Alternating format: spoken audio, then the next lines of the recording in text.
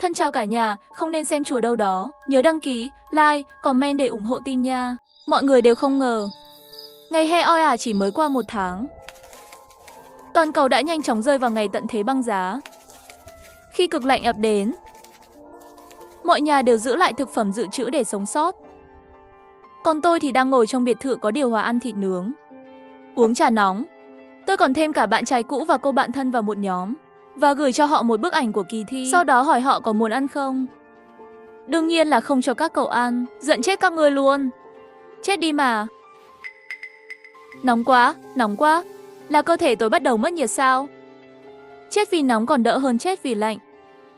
Khi tôi mở mắt ra lần nữa, tôi phát hiện mình đang đứng trước cửa công ty. Tiểu Thiết, cậu làm gì vậy? Đồng nghiệp phía sau nhẹ nhàng đẩy tôi một cái. Tôi có phải đã tái sinh rồi không? Tôi vô thức lấy điện thoại ra. Màn hình điện thoại hiện lên ngày 27 tháng 1 năm 2025. Tôi thật sự đã tái sinh trở lại 3 tuần trước khi bị hại. Kiếp trước tôi vì tình cờ phát hiện chuyện ngoại tình của bạn trai Lý Trường Sinh và cô bạn thân Su Su. Và ngu ngốc, đã vạch trần họ muốn chiếm đoạt nhà tôi ngay trước mặt. Nhưng không ngờ lại bị hai người tức giận, đuổi ra khỏi nhà. Và điều chúng tôi không ngờ đến là sau đêm đó, nhiệt độ toàn cầu giảm mạnh 100 độ. Toàn thân đầy thương tích, tôi bị chết cóng trên đường. Trong lúc mơ màng, tôi thề, nếu có thể cho tôi một cơ hội tái sinh, tôi sẽ bắt cặp đôi đó phải trả giá đắt. Giờ tôi sẽ đi trả thù cặp đôi đó. Không thể vội vàng, bởi vì tôi nhớ lại chuyện trước khi tôi chết. Cơn bão tuyết đột ngột đó. Tôi chưa bao giờ thấy cảnh tượng đó. Đúng là mùa hè tháng 5. Chỉ trong một đêm, tuyết rơi dày, băng giá khắp nơi. Sau khi tỉnh lại, tôi nhận ra, việc quan trọng hiện tại không phải là báo thù, mà là nghĩ cách đối phó với thời tiết cực đoan không biết kéo dài bao lâu. Ngay lập tức tôi gửi đơn xin nghỉ việc cho quản lý. Sau đó quay lại căn hộ tôi cùng Lý Trường Sinh sống, đóng gói mọi thứ của mình. Nhưng tôi không có ý định cứ thế bỏ đi. Tôi chắc chắn phải khiến hai người này phải trả giá. Tôi mở ngăn kéo, lấy ra giấy tờ của Lý Trường Sinh. Sau đó tải một vài ứng dụng vay tiền trực tuyến. Dùng tên Lý Trường Sinh, chỉ trong nửa giờ tôi đã vay được hơn 1.300.000. Điều này làm tôi hơi bất ngờ. Không ngờ Lý Trường Sinh tính cách không tốt lắm, nhưng tín dụng lại khá ổn. Rất nhanh tôi đã chuẩn bị xong một bàn đầy món ăn ngon, chỉ chờ Lý Trường Sinh về thôi. Cho đến 7 giờ rưỡi tối, cuối cùng tiếng mở cửa vang lên ngoài cửa. Là Lý Trường Sinh về rồi. Ngồi xuống, Lý Trường Sinh nhìn những món ăn trên bàn có chút ngạc nhiên. Tiểu Thiết, hôm nay là ngày gì vậy? Em lại làm nhiều món ngon thế này. Em muốn đãi anh một bữa thôi mà. Đúng rồi, có một tin vui muốn báo cho anh. Nghe xong Lý Trường Sinh có vẻ rất hứng thú. Tin gì vậy? Anh không phải thích căn nhà ở khu anh? Khu vườn cảnh sao? Em định bán căn nhà bố mẹ để lại cho em, căn ở khu cũ đó. Rồi chúng ta sẽ mua một căn nhà mới, làm nhà của chúng ta. Thật á? Tất nhiên rồi. Ăn đi, mấy hôm nay em nghỉ phép rồi. Ngày mai em sẽ đi tìm môi giới bất động sản, đưa căn nhà lên mạng. Ở kiếp trước, Lý Trường Sinh luôn thuyết phục tôi bán đi căn nhà cũ mà bố mẹ để lại cho tôi. Thực ra là muốn tôi lấy tiền đó rồi lừa tôi.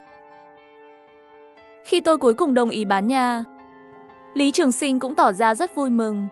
Bầu không khí bữa ăn này thật sự hòa hợp hơn mọi khi. Ngày hôm sau, Lý Trường Sinh như mọi khi đi làm, còn tôi thì thu dọn hành lý, rời khỏi căn nhà. Thật nực cười, làm sao tôi có thể vì tên đàn ông tồi này mà bán đi căn nhà của mình. Trước khi bố mẹ qua đời, họ đã để lại 2 căn nhà cho tôi. Một căn là căn hộ khoảng 90 m² ở khu cũ. Kể từ khi tôi vào trung học và ở ký túc xá, căn nhà này đã cho một người chú thuê. Còn căn kia là một biệt thự nhỏ ở chân núi ngoại ông. Vì ở khá xa, tôi phải lái xe gần 2 giờ mới đến được nơi này. Vì vậy tôi chọn quay lại đây trước khi thời tiết cực đoan ập đến. Không chỉ vì đây là khu vực hẻo lánh, mà còn vì tôi đã rời xa những tranh chấp. Quan trọng hơn là căn biệt thự của gia đình tôi có tầng hầm, kết nối với một hầm trú ẩn được xây dựng trong thời kỳ chiến tranh. Khi sửa chữa căn nhà này, Bức tường phía gần chân núi bất ngờ sụp đổ. Và lối vào hầm mới được phát hiện. Trong hầm rất ấm vào mùa đông và mát vào mùa hè. Cũng rất khô ráo. Sau đó gia đình tôi đã dọn dẹp lại và biến nơi này thành kho chứa đồ. Biến nơi này thành kho chứa đồ trong nhà. Vào mùa hè, cả gia đình 3 người thường tới đây ngủ. Điều này giúp gia đình tôi tiết kiệm khá nhiều tiền điện. Với hầm trú ẩn có điều hòa nhiệt độ như vậy, nói gì đến tận thế băng giá. Cho dù tận thế nhiệt độ cao đến, tôi cũng không sợ, chắc chắn sẽ sống sót. Rất nhanh tôi đã nhờ người dọn dẹp biệt thự và hầm trú ẩn. Cả trong lẫn ngoài đều được chỉnh sửa. Đến tối, đã gần 8 giờ tối. Lúc này, điện thoại của tôi bất ngờ nhận cuộc gọi từ Lý Trường Sinh. Tiểu Thiết, em xử lý chuyện bán nhà hôm nay thế nào rồi? Quả nhiên, đàn ông chỉ buồn vì chuyện này. Em đã cho người môi giới đến đăng ký sàn bất động sản. Dự đoán vài ngày nữa sẽ đăng lên mạng. Vậy tốt rồi, anh làm ca tối hôm nay nên sẽ không về nhà. Em nghỉ ngơi cho khỏe. Lý Trường Sinh thật sự rất giỏi diễn xuất. Chắc chắn không phải vì tăng ca, mà là vì lúc này anh ta đang cùng cô bạn thân Su Su của tôi. Ăn mừng đấy. Nhưng giờ tôi không có tâm trạng để ý đến anh ta. Tôi còn có việc quan trọng hơn phải làm. Sáng hôm sau, tôi tìm một thợ sửa nhà để tiến hành cải tạo trong hầm trú ẩn. Mục đích là để cải thiện hệ thống thông gió. Thợ sửa nhà chỉ cần nhận tiền và làm việc. Anh ta cũng không hỏi nhiều. Sau đó tôi còn đặt mua nhiều gỗ và than củi. Bởi vì tôi biết khi tận thế đến, nước, điện và gazi sẽ không thể sử dụng được. Chỉ có phương pháp nguyên thủy mới là an toàn nhất. Tôi cũng đã nghĩ đến khả năng ống nước bị đông lạnh nứt. Vì vậy tôi đã yêu cầu thợ đào một giếng trong tầng hầm. Sau khi sắp xếp xong, tôi bắt đầu chuẩn bị tích trữ hàng hóa. Trong 2 ngày liên tiếp, có những chiếc xe tải lớn nhỏ đã đến biệt thự để giao hàng. Các hàng xóm thấy vậy, đều nghĩ rằng gia đình tôi đang sửa chữa nhà cửa. Khi tôi đã sắp xếp xong tất cả vật dụng, thì chỉ còn chưa đầy 1 tuần là đến lúc cơn lạnh bắt đầu. Trong thời gian này, Lý Trường Sinh thỉnh thoảng gọi điện hỏi thăm về căn nhà. Tôi nói với anh ta là mỗi ngày đều có người đến xem nhà, tin rằng sẽ bán được nhanh chóng. Điều này khiến anh ta rất vui mừng. Chẳng hay biết, thực ra từ lâu tôi đã theo dõi anh ta và cô bạn thân của mình qua camera giám sát trong nhà. Nhìn họ âu yếm bên nhau, tôi thật sự muốn nói cho anh ta biết. Cách 2 ngày trước khi cơn lạnh đến, cuối cùng tôi cũng nhận được điện thoại của Lý Trường Sinh. Tiểu Thiết, tôi nhận được tin nhắn nói rằng tôi đã vay 100 triệu trên mạng gần đây. Chuyện này là sao vậy?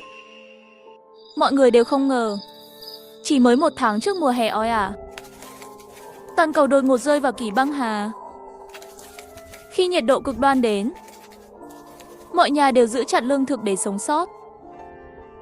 Trong khi tôi thì đang ăn thịt nướng trong biệt thự có điều hòa, uống trà nóng. Tôi cũng đã thêm bạn trai cũ và cô bạn thân của tôi vào một nhóm chat và gửi cho họ một bức ảnh gà nướng. Sau đó hỏi họ có muốn ăn không, nhưng không cho các người ăn đâu. Giận chết các người. Tái sinh về trước khi tận thế, tôi đã vay 130 triệu dưới tên bạn trai cũ của mình và chạy về ngoại ông, xây dựng lại căn biệt thự nhỏ mà cha mẹ để lại. Chỉ 2 ngày trước khi ngày tận thế đến, bạn trai cũ Lý Trường Sinh cuối cùng cũng nhận ra có điều gì đó không ổn. Tiểu Thiết, anh nhận được tin nhắn nói là anh đã vay hơn 1 triệu từ vay online. Chuyện này là sao vậy? Tôi nằm trên sofa, từ từ trả lời. Vay cái gì tôi không biết đâu. Lúc trước tôi đã kiểm tra lịch sử chuyển tiền, tất cả đã chuyển vào tài khoản của cô rồi. Cô còn muốn chối nữa sao? Lý Trường Sinh ở đầu dây bên kia rất tức giận. Nghe như thể anh ta muốn nuốt tôi vào trong vậy. Tiền gì chứ? Anh có phải đang nói cái số tiền hơn 1 triệu mà anh chuyển cho tôi mấy hôm trước không? Đúng không? Lúc nào tôi chuyển cho anh vậy? Anh không nhớ sao? Anh đã viết giấy vay rồi mà. Là tình nghĩa, tính tình nghĩa thôi, nhưng nợ thì phải rõ ràng. Ngày tôi đi, anh đã nói là trả hết số tiền anh nợ tôi. Rõ ràng là bên kia âm thanh bất ngờ mạnh lên. Cô đang nói cái gì vậy? Sau đó tôi cúp máy, gửi cho anh ta một bức ảnh. Đó là một tờ giấy vay. Trên đó rõ ràng viết tôi đã cho anh ta vay 1,3 triệu. Yêu cầu trả lại trong vòng 1 năm. Kèm theo 2 câu, nợ phải trả là lẽ trời. Anh không thể chối được đâu. Sau đó Lý Trường Sinh lại gọi lại. Tôi lập tức cúp máy. Tôi biết Lý Trường Sinh ở đầu dây bên kia. Chắc chắn là anh ta tức giận lắm rồi. Anh ta cứ liên tục gửi tin nhắn cho tôi, yêu cầu tôi trả tiền lại. Tôi hoàn toàn bỏ qua. Về việc liệu anh ta có kể cho tôi biết không, tôi không lo lắng về điều đó. Giấy vay này chắc chắn là tôi làm giả. Nhưng chữ ký của Lý Trường Sinh trên đó chắc chắn là thật. Ai bảo anh ta hay ký tên mình lên giấy trắng. Không có chuyện gì cũng thích viết tên lên giấy. Rất nhanh tôi không còn để ý đến Lý Trường Sinh nữa. Ra ngoài dạo một vòng. Dù sao thì đây cũng là những ngày yên bình cuối cùng trước ngày tận thế. Tôi vẫn rất trân trọng chúng. Và trong thời gian này, Lý Trường Sinh vẫn tiếp tục gửi tin nhắn và gọi điện cho tôi. Tôi không chặn số cũng không trả lời. Nếu trước khi tận thế đến, anh ta vẫn cứ tập trung toàn bộ sự chú ý vào tôi, thì chắc chắn anh ta sẽ không phát hiện ra rằng tôi đã vứt hết quần áo giày và chăn trong căn hộ chung cư. Nói đến đây tôi không khỏi bật cười. Ngày cuối cùng trước tận thế, tôi lại kiểm tra lại tình hình trong hầm trú ẩn. Sau đêm nay, tôi sẽ phải ở trong đó mà ngủ. Vừa lúc đó, điện thoại tôi đột nhiên reo lên. Là Su Su gọi đến. Tôi không nghe máy, mà mở camera giám sát căn hộ lên. Quả nhiên Su Su và Lý Trường Sinh vẫn ở cùng nhau. Nhưng bây giờ cả hai đã không còn ngọt ngào và yêu thương như trước nữa. Lý Trường Sinh giận dữ, cứ thúc giục Su Su gọi điện cho tôi. Cuối cùng Su Su cũng tức giận ném điện thoại xuống. Tôi thật sự không ngờ Tiểu Thiết thường ngày ngớ ngẩn, mà giờ lại có tâm cơ mạnh mẽ như vậy. Tôi chẳng hề nhận ra chút nào. Nói xong, cô ta lại mắng Lý Trường Sinh. Anh nói anh có phải là đồ ngốc không? Sao mà anh ta có thể bị lừa mất hơn 1 triệu vậy? Anh nói ai là đồ ngốc? Tôi thì không ngờ cảnh cãi vã của hai người này lại thú vị hơn cả cái chương trình hoạt hình gấu mèo tôi xem. Sau đó tôi nghe tiếng cãi vã âm ĩ của họ, rồi chìm vào giấc ngủ cho đến khi tỉnh lại. Đã là 2 giờ rưỡi sáng. Tôi rõ ràng cảm thấy nhiệt độ hiện tại đã thấp hơn rất nhiều so với hôm qua. Tôi mặc áo ấm và bước ra khỏi hầm trú ẩn. Tôi ra đến tầng 1. Quả nhiên, nhiệt độ thấp như dự đoán. Đêm này năm ngoái, chính tôi đã bị cái lạnh đột ngột này đống chết trên phố. Kéo rèm cửa nhìn ra ngoài, bên ngoài đã bắt đầu tuyết rơi. Tôi lấy điện thoại và lại mở camera giám sát căn hộ. Trên màn hình giám sát, Lý Trường Sinh và Su Su đang đánh nhau dữ dội. Su Su vừa khóc vừa nói. Nhà các anh làm sao vậy?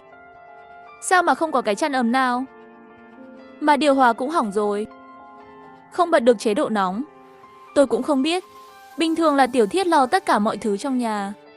Đột nhiên Lý Trường Sinh như nhận ra điều gì đó. Hình như đồ của Tiểu Thiết đều biến mất hết rồi. Cuối cùng thì anh ta cũng phát hiện ra rồi. Chăn ấm và quần áo ấm là tôi đã vứt đi. Điều hòa cũng là tôi làm hỏng. Còn nữa, chắc là hai người này chẳng biết nấu ăn đâu. Chắc vẫn chưa nhận ra. Tất cả nguyên liệu trong bếp đã hết rồi. Không biết thời tiết này có còn đồ ăn giao tận nơi không? 10 phút sau, tôi quay lại hầm trú ẩn và tiếp tục ngủ. Khi thức dậy, đã là 11 giờ sáng. Điện thoại đầy những tin nhắn của Lý Trường Sinh. Tôi không nỡ chặn anh ta. Chỉ có cho anh ta chút không gian giải tỏa, anh ta mới có thể tiếp tục tức giận như vậy. Chứ không thì sao tôi có thể trả lại cho anh ta những sự dày vào khi tôi bị đông chết trong kiếp trước. Ăn xong bữa trưa, tôi nhận ra ngoài trời tuyết đã dày đến hơn 1 mét. Lúc này tôi bất chợt nhận ra một điều. Nếu tuyết tiếp tục rơi như thế này, thì nhà tôi, căn biệt thự nhỏ này chẳng mấy chốc sẽ bị chôn vùi. Và nếu tuyết phủ kín cửa thông gió của hầm trú ẩn, chắc chắn tôi sẽ bị chết ngạt trong nhà. Chỉ trong một khoảnh khắc, tôi bị dọa đến toát mồ hôi lạnh. Chẳng ai ngờ, mùa hè oi ả chỉ qua 1 tháng, cả thế giới đã nhanh chóng bước vào ngày tận thế của thời kỳ băng hà, khi nhiệt độ cực thấp đến gần. Mọi nhà đều phải bảo vệ lương thực và sống sót. Tôi lại đang trong biệt thự có điều hòa, ăn thịt nướng, uống trà nóng. Và tôi đã cho bạn trai cũ và cô bạn thân vào một nhóm chat và gửi cho họ một bức ảnh gà nướng. Rồi hỏi họ có muốn ăn không? Không cho các bạn ăn đâu, sẽ làm các bạn tức chết. Sau khi nhận ra nhà tôi có thể bị tuyết chôn vùi, tôi thực sự hoảng loạn. Bởi vì nếu cứ tiếp tục rơi như vậy, Tối đa là ngày mai tuyết sẽ phủ lên tầng 2. Thậm chí là tầng 3, tôi không thể ngờ được. Trước tận thế tôi đã chuẩn bị bao nhiêu thứ, mà lại không nghĩ đến vấn đề tuyết chôn vùi nhà cửa. Cứ nghĩ đến chuyện Lý Trường Sinh và Su Su ở tầng 7 mà vẫn chưa bị đông chết. Còn tôi có thể sẽ chết ngạt trước. Cảm thấy thật sảng khoái. Nghĩ đến đây, tôi vội vã đi xuống khu vực lò sưởi dưới hầm trú ẩn. Đã từng chứng kiến sự khủng khiếp của bão tuyết, tôi phải đảm bảo rằng lối thoát khí phải thông thoáng. Chỉ khi cho lò sưởi cháy liên tục, khói từ đó sẽ trở nên nóng bỏng và tuyết bên ngoài sẽ tan chảy. Không nghĩ nhiều, tôi lập tức châm lửa trong lò sưởi. Mặc dù bão tuyết đến đột ngột, nhưng may mắn là thiết bị cung cấp điện vẫn hoạt động bình thường. Tôi tự pha cho mình một cốc trà nóng. Tôi lại mở camera giám sát lên xem. Lý Trường Sinh lúc này mặt mày xanh mét, trong nhà điên cuồng tức giận. Tôi sẽ giết anh ta, cho tuyết dừng lại. Tôi nhất định phải tìm được Tiểu Thiết. Con Su Su bên cạnh cũng không còn vẻ kiêu ngạo như trước. Run rẩy mở miệng nói, Lý Trường Sinh, tôi đói rồi, chỉ biết ăn thôi à? Không biết bây giờ tuyết rơi như thế này, cả cửa hàng giao đồ ăn cũng đóng cửa sao? Nhưng sao anh lại không có gì ăn thế này? Ăn căn thôi, chỉ biết ăn thôi. Nhìn cảnh tượng bối rối của họ, tâm trạng tôi rất tốt. Sau đó tôi lại lướt qua danh sách tin nhắn. Tin nhắn từ nhà Gugu, hầu hết đều là tin nhắn từ Lý Trường Sinh. Nhưng trong số những tin nhắn này, tôi cũng thấy một tin nhắn từ Su Su gửi cho tôi. Tiểu Thiết, giờ cậu ở đâu vậy? Ở ngoài tuyết rơi to quá, nhà tôi không có đồ ăn, có thể đến tìm cậu không? Su Su còn giả vờ như vậy sao? Tôi chỉ lướt qua một chút, nhưng không đáp lại. Sau đó tôi mở nhóm chat của khu chung cư. Mẹ kiếp, cái thời tiết quái quỷ gì vậy? Đã tháng 4 rồi mà, sao tuyết lại rơi to như thế này? Đúng là chết cóng rồi. Tuyết thì thôi đi, nhưng lại còn cắt nước nữa. Chết tiệt, làm sao sống được? Nhà tôi cũng không có nước dự trữ. Phải làm sao bây giờ? Lúc này tôi mới biết, hóa ra khu chung cư đã cắt nước từ lâu. Tôi nhắc mọi người trong nhóm chú ý bảo vệ cửa sổ, phòng chống trộm, biết đâu tuyết sẽ không dừng lại. Một số người vì sống sót sẽ làm bất cứ chuyện gì. Vì tôi tin Lý Trường Sinh và Su Su sẽ không ngồi chờ chết. Chó cùng đường sẽ nhảy tường, thỏ bị dồn sẽ cắn người. Biết đâu lúc đó họ sẽ đi tìm hàng xóm cầu cứu. Nếu mà sống sót thì sao? Tôi làm vậy là để cắt đứt đường lui của họ. Sau này tôi mới nhận ra, những lời nhắc nhở này đều là thừa. Vì trong những năm gần đây, mọi người đều chuẩn bị trước các vật dụng cần thiết cho cuộc sống. Chỉ cần ở trong nhà và không dễ dàng mở cửa cho người lạ. Sau khi trả lời nhóm chung cư, tôi lại mở cửa sổ trò chuyện với Su Su. Sao vậy? Tôi đang ở nhà mà. Tiểu Thiết, cậu đã chuyển nhà rồi à? Cậu ở đâu vậy? Tôi không trả lời trực tiếp câu hỏi của Su Su, mà chỉ chụp một bức ảnh, gửi cho cô ấy một bức ảnh về lò sưởi ấm và trà nóng. Sao mà đột nhiên tuyết lại rơi thế này nhỉ? May mà nhà tôi có lò sưởi để đốt lửa, nếu không tôi có thể đã chết cóng rồi. Rồi tôi lại mở camera giám sát. Quả thật, hai người lúc này đang nhìn điện thoại, nghiến răng tức giận. Cô ta dựa vào đâu? Sao cô ta lại ngồi bên lò sưởi? Còn có đồ ăn nữa. Lý Trường Sinh sau đó gọi điện cho tôi. Tôi đương nhiên là không trả lời, chuyển điện thoại sang chế độ im lặng và ném điện thoại sang một bên. So với chuyện của họ, tôi có việc quan trọng hơn phải làm. Ngoài trời tuyết vẫn rơi không ngừng. Biệt thự sớm muộn gì cũng sẽ bị chôn vùi. Nhân lúc tuyết chưa quá cao, vẫn còn có thể xúc ra. Sau đó, tôi đi ra ban công tầng 2 để xúc tuyết. Mất đến 2 giờ mới dọn sạch tuyết ở tầng 2. Khi tôi quay lại hầm trú ẩn, tôi phát hiện ra là đã mất điện. May mà tôi đã chuẩn bị máy phát điện đi sân từ trước. Nếu chỉ mình tôi dùng tiết kiệm, chắc cũng dùng được vài tháng mà không thành vấn đề. Ngoài trời mất điện, mạng cũng chậm hơn rất nhiều.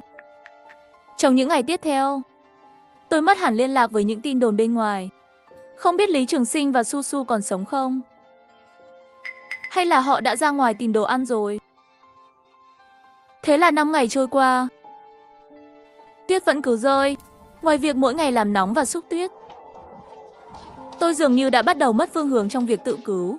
Khi đi ngủ vào ban đêm, tôi lấy thú nhồi bông ra làm bạn. Bắt đầu cảm thấy sợ hãi về tương lai của mình. Vì tôi luôn sống một mình. Không biết cuộc sống như vậy sẽ kéo dài bao lâu nữa. Cho đến một đêm nửa đêm, trong giấc ngủ, tôi bỗng nghe thấy một tiếng động kỳ lạ. Khi tỉnh dậy, tôi cảm thấy vô cùng sợ hãi. Vì tôi biết trong hầm trú ẩn này chỉ có tôi. Không có ai khác. Rất nhanh, tôi mang giày và đi về phía phát ra tiếng động. Sau đó tôi đến trước cánh cửa này.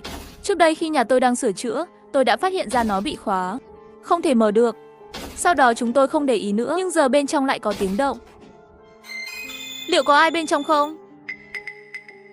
Chẳng ai ngờ. Mùa hè oi ả chỉ qua 1 tháng.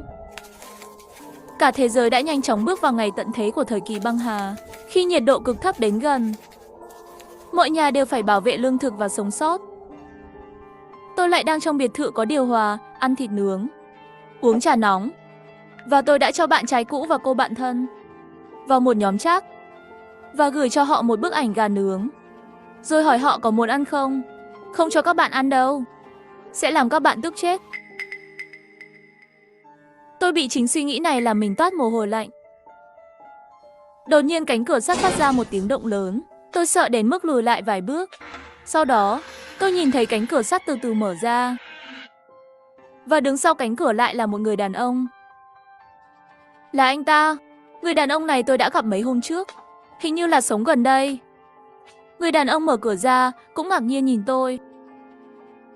Sao anh lại ở đây? Đây là nhà tôi. Vậy sao anh lại ở đây? Lúc này tôi đã lặng lẽ cầm cây gậy gần bên. Tôi không thể tin được. Lô cốt của gia đình tôi lại bị xâm nhập. Chẳng lẽ trước đó tôi đã bị ai đó theo dõi?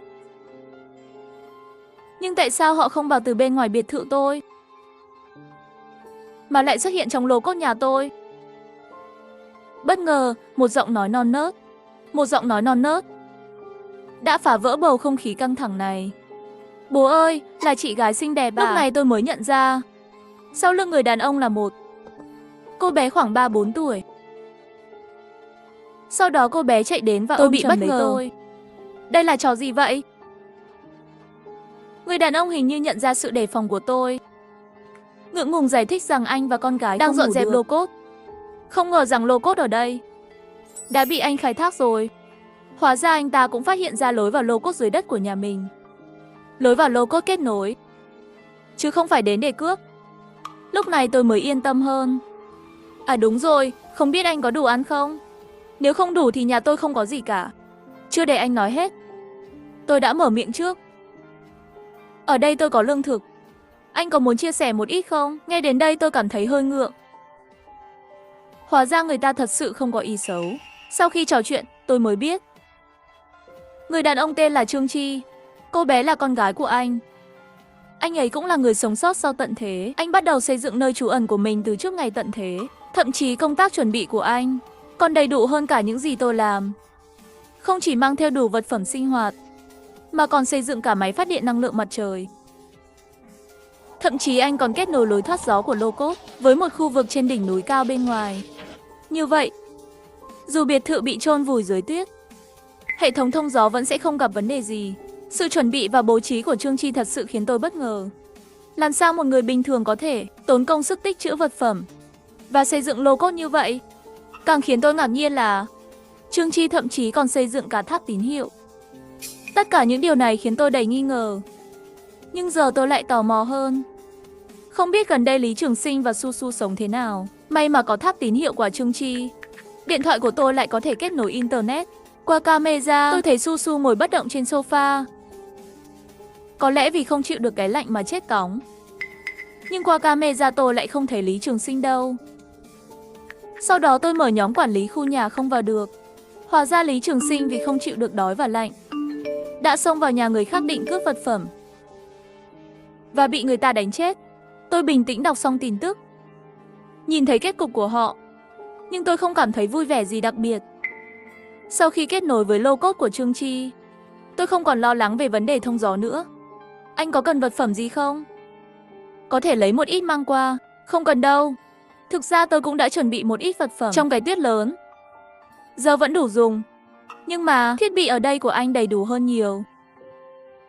Anh bắt đầu chuẩn bị từ khi nào vậy? Chắc cũng tầm nửa năm rồi. Chỉ là tôi không thích sống ở thành phố lớn nên mới quay lại. Không biết tại sao, tôi cứ cảm thấy câu nói của Trương Chi có chút gì đó không ổn. Tôi càng lúc càng nghi ngờ Trương Chi hình như có một bí mật nào đó. Nhưng tôi mãi không có cơ hội để chứng minh điều này. Những ngày tiếp theo, chúng tôi sống khá thoải mái. Tiểu Nguyệt Nguyệt và Trương Chi mỗi ngày đều đến nhà tôi chơi. Chúng tôi thậm chí còn ăn cùng nhau. Cuối cùng cuộc sống của tôi cũng có chút vui vẻ. Cho đến nửa đêm 2 tuần sau, Trương Chi đột nhiên tìm tôi hỏi Tiểu Thiết. Cô có thấy Tiểu Nguyệt Nguyệt không? Không thấy, không lẽ nó chạy lên tầng trên rồi? Không thể, cửa lên tầng trên tôi đã đóng từ lâu rồi. Lần trước nó chính là lén chạy ra ngoài. Giờ không thấy người đâu nữa. Nghe vậy, tôi chợt nhận ra điều gì. Cậu nói có thể là nó ở bên nhà tôi không? Sau đó chúng tôi vội vã đến phòng khách tầng 1 nhà tôi. Quả thật, chúng tôi tìm thấy Tiểu Nguyệt Nguyệt ở đây.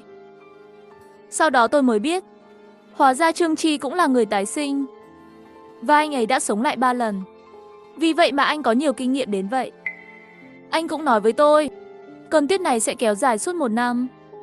Chỉ là ở kiếp trước, vì thiếu vật phẩm, họ không thể sống đến cuối cùng.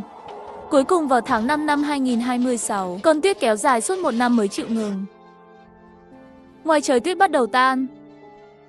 Trương Chi, tôi và Tiểu Nhật Nguyệt lần đầu tiên bước ra ngoài.